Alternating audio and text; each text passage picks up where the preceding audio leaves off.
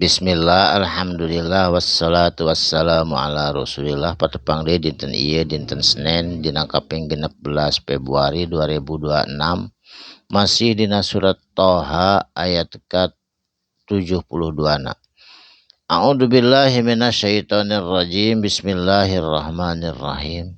Qalu nyararita itu jalma-jalma tukang sihir nu aya di Raja Fir'aun anu diundang 700 orang waktu sarita. Barepok nyarios kieu, la nu siroka kuring mah moal ngutamakeun anjeun Fir'aun, moal turut atawa hormat ka anjeun Fir'aun. Alama jaa saatosna datang ka kuring sadayana, alama jaana saatosna datang ka kuring sadayana, minal bayinati tina penjelasan atawa mukjizat Kangjeng Nabi Musa.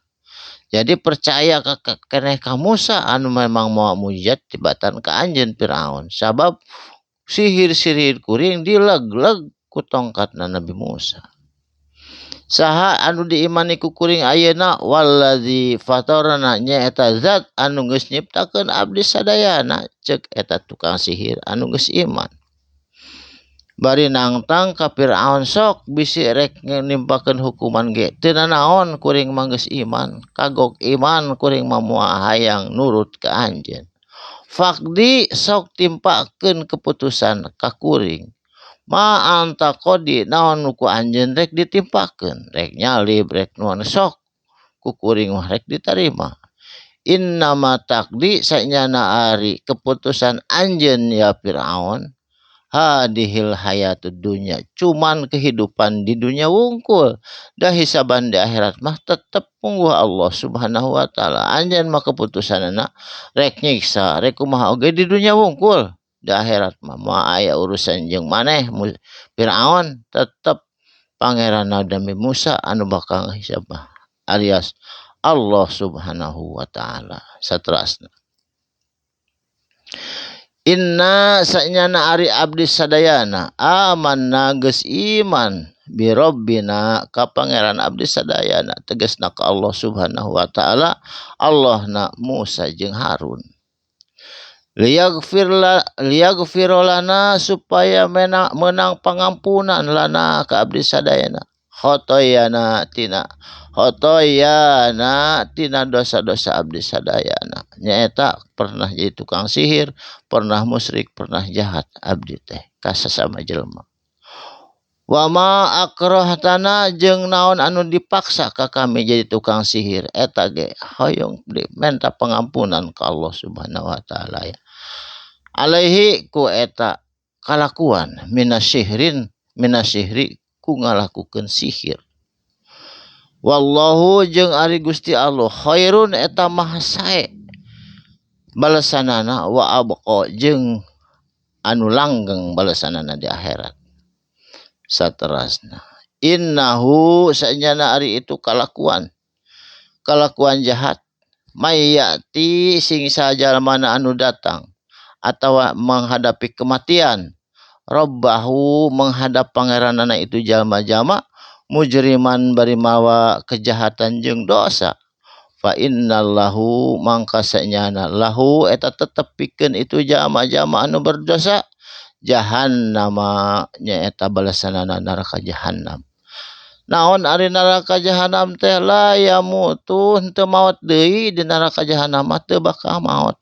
Fiha dina jero eta neraka jahanam wala yahya jeung teu hirup layak jiga biasa jalma sabab meunang panyiksa.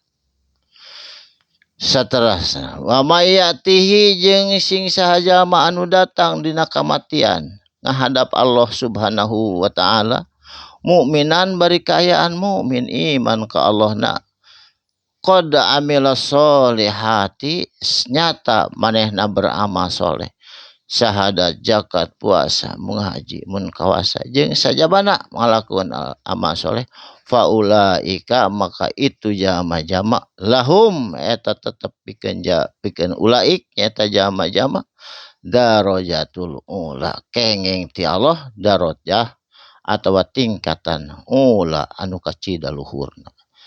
Naon ari jarojatu ulah teh tadi dia diterangkeun deui jannatu adnin nyaeta surga aden.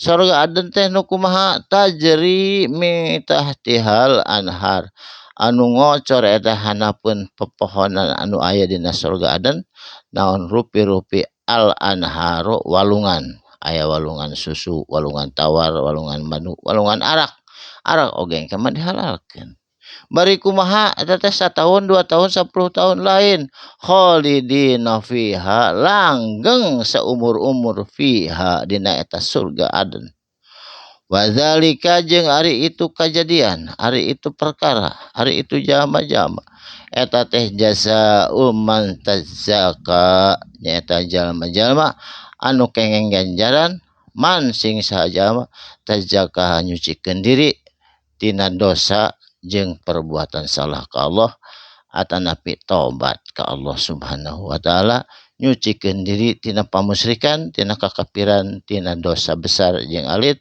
hartosna tobat ka Allah Subhanahu wa taala.